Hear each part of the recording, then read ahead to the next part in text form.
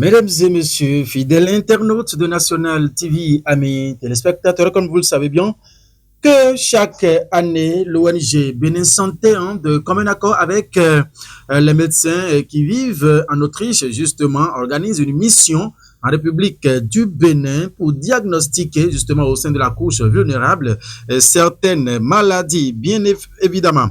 Et cette année, mesdames et messieurs, cette mission aura encore bel et bien lieu, ou bien que peut-on retenir, mesdames et messieurs, nous allons donc recevoir le bras droit de cette ONG en Autriche, en direct de l'Autriche, justement. Il s'agit bien sûr de Dr Vincent Zundiepon qui, avec la complicité de la réalisation, ah oui, nous allons tenter de le rallier pour voir s'il serait déjà.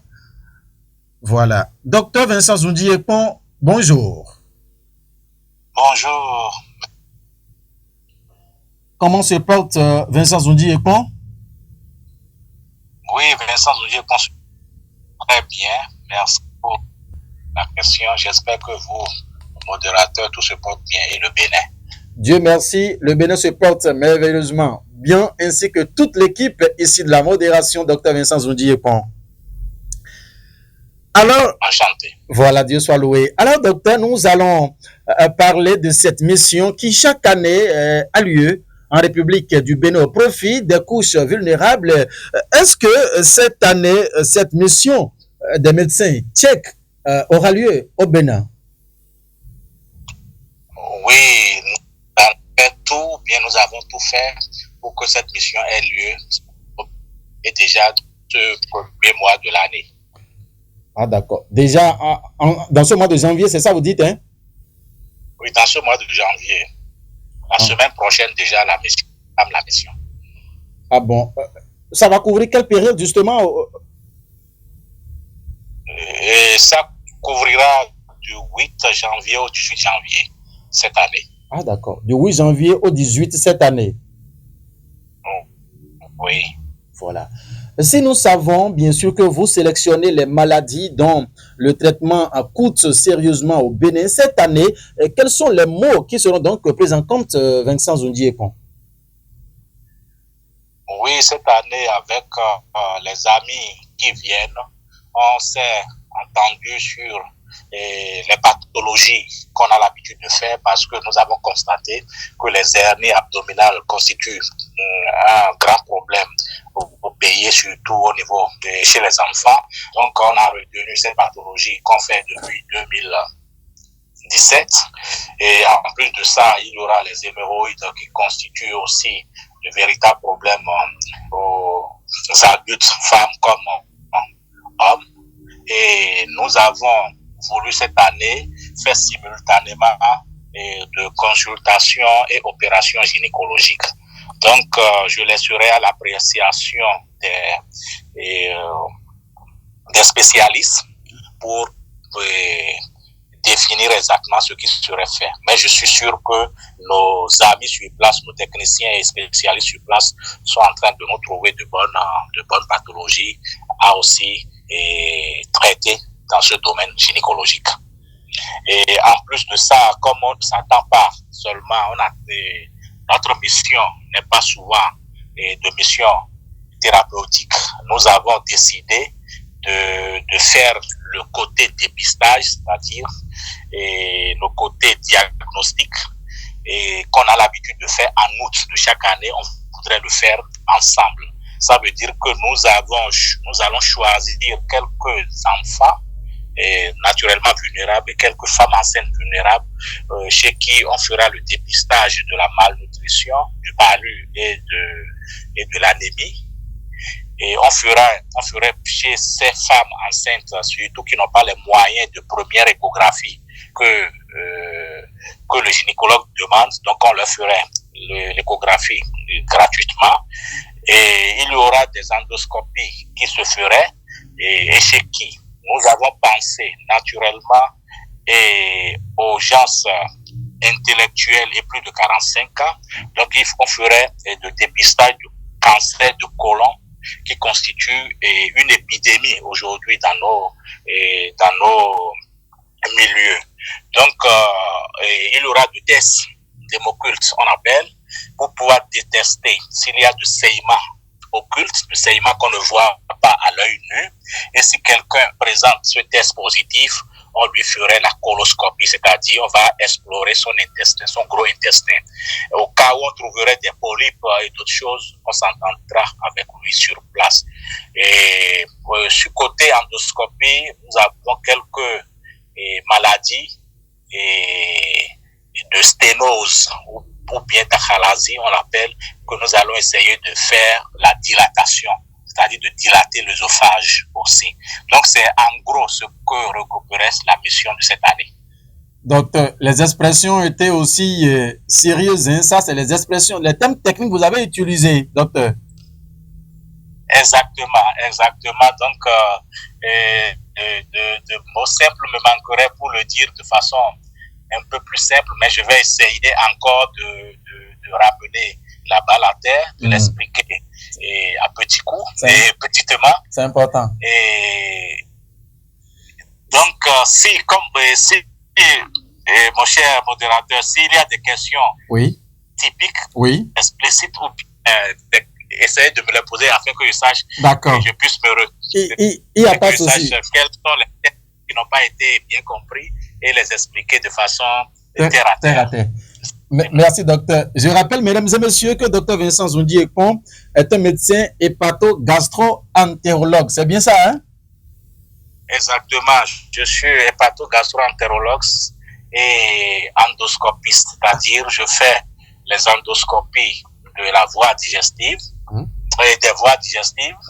Et ça veut dire quoi? Regarder dans l'estomac, dans les intestins, regarder le pancréas et consorts. Et l'hépato-gastro-entérologue, c'est-à-dire nous nous occupons de l'appareil digestif et du foie. Vraiment. C'est important. Félicitations à vous, docteur. Nous allons continuer cet entretien. Cette année, ça va se passer comment? Cette mission des médecins tchèques au Bénin? La mission va se passer comme d'habitude, mais on va se déplacer vers l'OME, précisément à Miserede, à la clinique centrale de l'OME, qu'on appelle Clinico.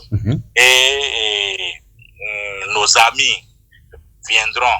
Je viendrai avec les amis et ils seront naturellement bien accueillis, j'espère bien, au Bénin. Et nous allons débuter la mission comme on a l'habitude de le faire. Et il y aura quelques temps de tourisme pour eux. C'est comme ça que ça va se passer. Super. Docteur, quels sont les critères maintenant pour bénéficier de cette œuvre sociale que vous offrez à la population béninoise en général, et celle de l'OME, en particulier, docteur Vincent Zondi-Ekpon?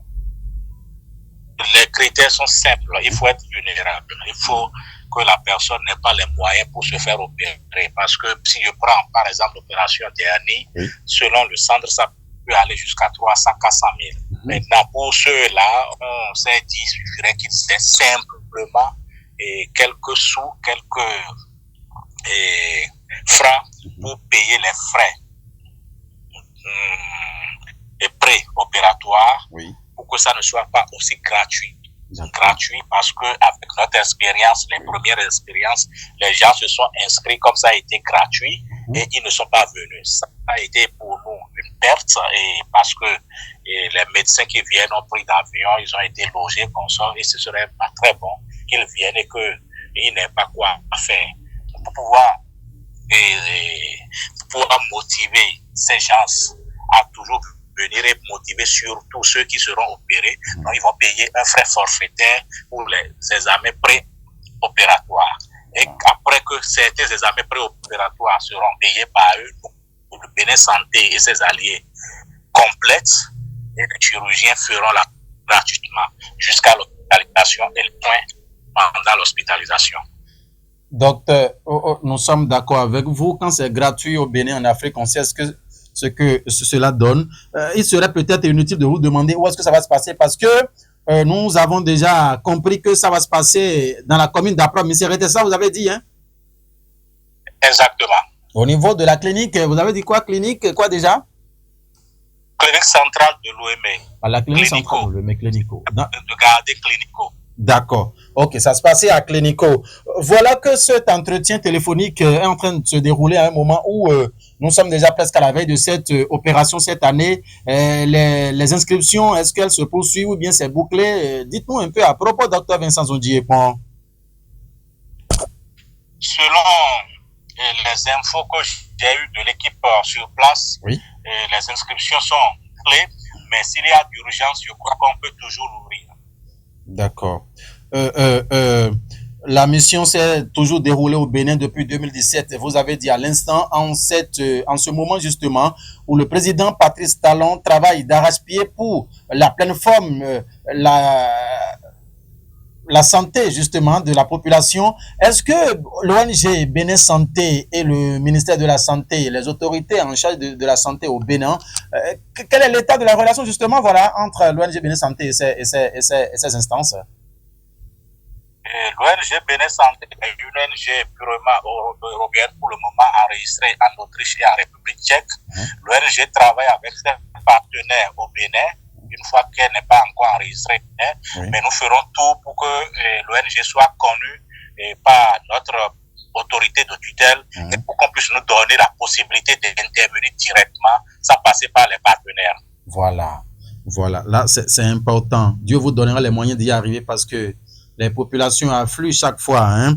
Alors, docteur, si nous sommes presque à la fin, je vais peut-être vous poser une question parce que, vous savez, la couche vulnérable, ce n'est pas nous tous qui connaissons français et tout. Peut-être il peut y avoir des gens qui souffrent d'un de ces mots tout de suite là, mais vu les expressions utilisées, ne pourront pas tout de suite comprendre que la mission les concerne aussi. Œsophage, on sait que c'est pas où entre justement les repas dans l'intestin et tout. Est-ce qu'il y a de petites expressions rapidement là pour dire on veut prendre en charge ça là, ça là, ça là, ça là et ça là au cours de la mission?